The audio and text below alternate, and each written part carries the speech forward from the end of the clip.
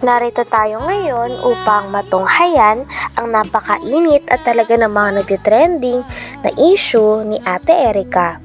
Sa pagpapatuloy ng ating istorya ay bumalik muli si Kalingap Val dahil mayroon na naman siyang bagong impormasyon na nakita at nais niyang ipakita sa mga kapamilya ni Ate Erica kung totoo ba ang mga ito.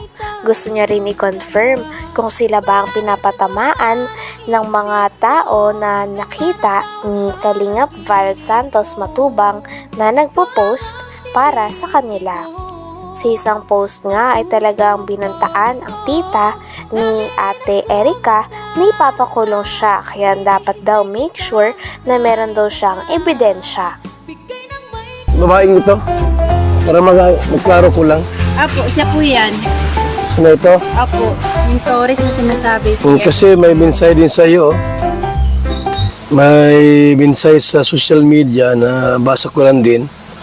Ikaw ata ang pinatamaan dito. Nandyan din po yung mga text nila sa amin. Ito po ito yung dinidelete. Make sure na may ebidensya ka. At baka warrant of arrest ang darating sa iyo. At may word. Hindi man pala po. Kayo ang sumira sa sarili niyong pamilya at buhay. Will see you in the court. Baka sasablay, maubos yung ipin mo.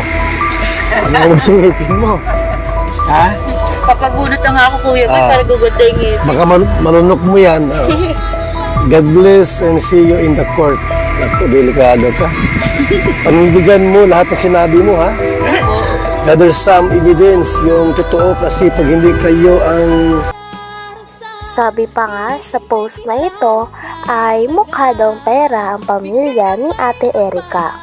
Talagang kailangan daw nila ng patunay at mga ebidensya dahil nais silang kasuhan ng tao na ito at baka humantong pa nga sa korte.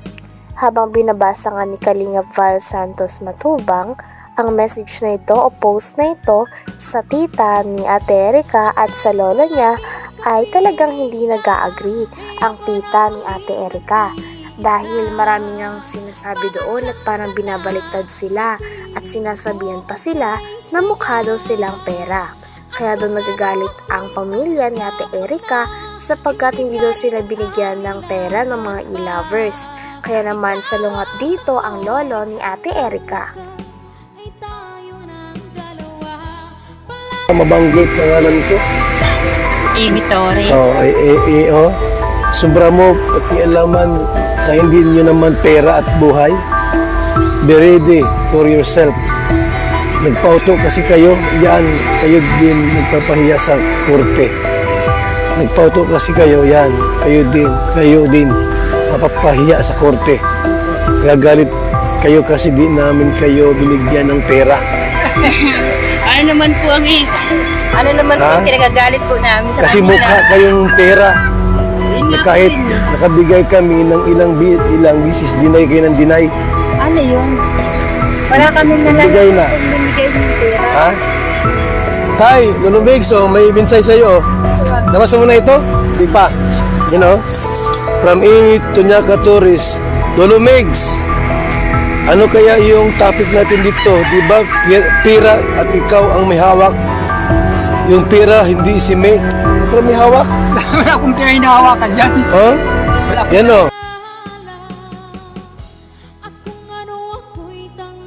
Grabe at todo nga ang pagsalungat ng lolo ni Ate Erica sa mga message at post na binabasa sa kanya ni Kalingap Val Santos Matubang.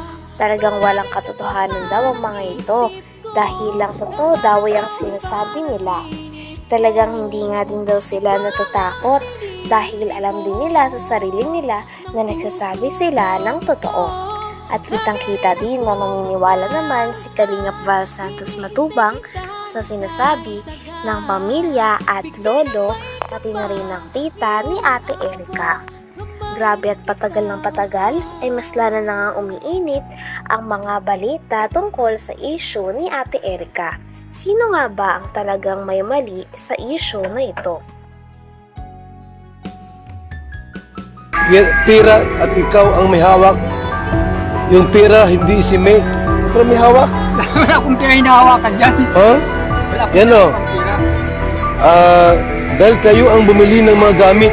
Utos lang ni Silam. Utos yun yung sisilam. Anong gamit yung binili niyo tayo? Yung siminto, ano, yung mga agribil, yung mga ginagamit. Saan ginamit? Sa bahay din. Okay.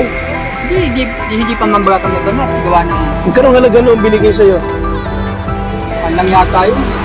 Tandaan lang yata yun. 100,000 Oo. binigay. Hindi man, Hmm. sa kanya naman ang gagaling. Bibigyan nga sa akin. Ikaw daw ang may hawak ng pera, hindi si May. Wala sa akin, sa kanya. Siya nagbibigay ng pera pang bili ng mga Kaya ako tayo nandito para malinaw ko naman kasi baka mamayas.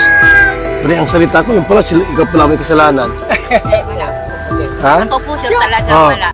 Sinabi pa nga sa post na talagang parang sobra na daw ang pamilya, lalo na ang tita ni Ate Erika at ang lolo ni Ate Erika sa kanya. Kaya naman pinagtatanggol nga ng post na ito si Ate Erika at ang kanyang ate.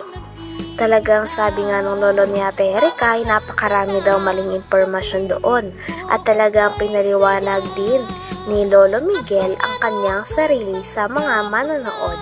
Talagang marami pa nga mga bagay na hindi nalilinaw tungkol sa issue na ito, kaya mareresolba pa kaya ang mga ito? Dahil nagagalit na nga talaga si Lolo Miguel pati na rin ang tita ni Ate Erika. Talagang habang patagal na patagal ay mas umiinit na nga ang issue nito. Sino nga ba ang tunay na may mali? Ang pamilya ba ni Ate Erika o sila Ate Erika at ang kanyang ate? Namin. And more pa in the court. Hindi naman na ka rin. Hindi kami natatakot.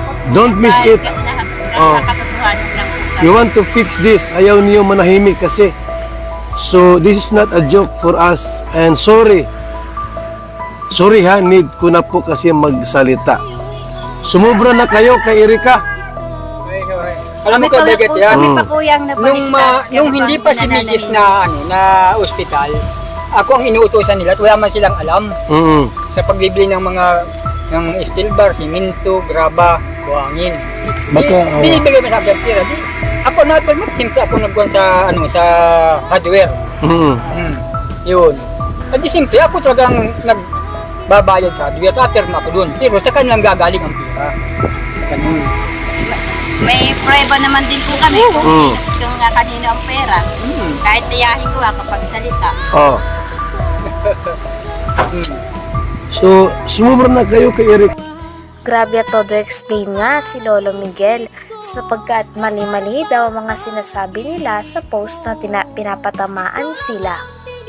Bukod sa sinabihan sila ng mukha silang pera, ay sinasabi pa na kinokontrol nila ang pera nila Ate Erika at sa mga pagpapagawa ng bahay. Piniliwanag naman ni Lolo Miguel na sila mismo ang nanghingi ng tulong kay Lolo sapagkat wala daw silang alam sa mga pagpapatayo ng bahay at mga simento, kaya naman siya lang daw ang bumili, ngunit sa barangay naman daw iyon. Anak, ang dapat ay obligasyon sa inyo. At wala kayong pakialam doon sa pera ni Jun A o pera namin dahil hindi po sa inyo yun. Wala kayong karapatan sa pera yan. Karapatan dahil nagkapatulong sila sa akin. Ang sabi, tulungan, wala silang alam, magbili ng magpagawa ng bahay. Ako nagpa ng bahay na yun. At yung bahay pong yun ay sa barangay. Looting yun, ako ang nagbili nun. Ngayon, ang sabi ko doon sa binili nyo, nakuha, at diyan din nangyari, walang kuryente, di itong madali at may kuryente. Di, pick ko namin yung kuryente, pinalo up namin, sabi ng kuryente. Ayun ang pinagawa namin para madali-dali nga. Ay, pira sa sabi na ako naghawak ng pira, hindi wala sa akin yan. Sila nagbibigay ng pira sa akin. Na Pambayad sa mga inutusan ka lang. utos ka. Nga po, ginamit lang namin. Ay, kung alam ko lang ang magkakaganyo, hindi ako masunod sa kanila. Yung ganyang ginagawa. Bakit tayo